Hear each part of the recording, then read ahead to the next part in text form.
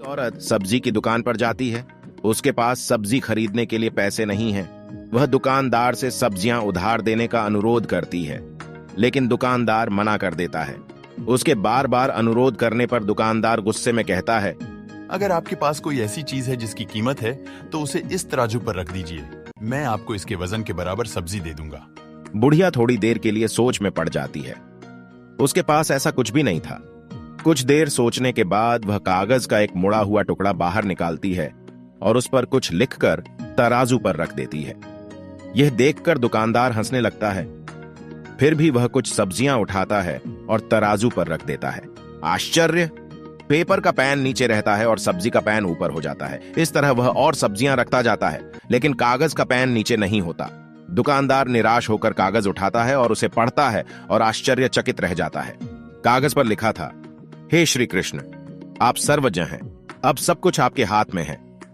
दुकानदार को अपनी आंखों पर विश्वास नहीं हुआ। वह उतनी सब्जी बुढ़िया को दे देता है।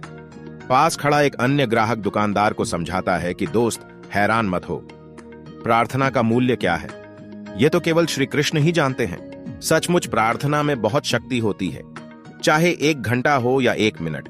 अगर ईमानदारी से किया जाए तो भगवान जरूर मदद करते हैं।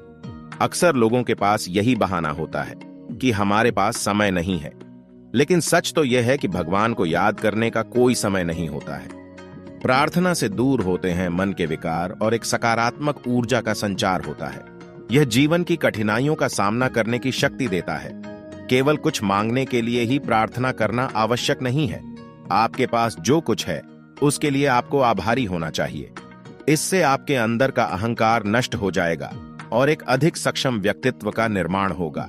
प्रार्थना करते समय मन को ईर्ष्या, द्वेष, क्रोध, द्वेष जैसे विकारों से मुक्त रखें।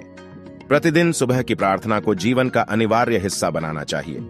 इससे न केवल शक्ति मिलेगी, बल्कि बुराई या निष्क्रियता के प्रति लगाव भी कम होगा।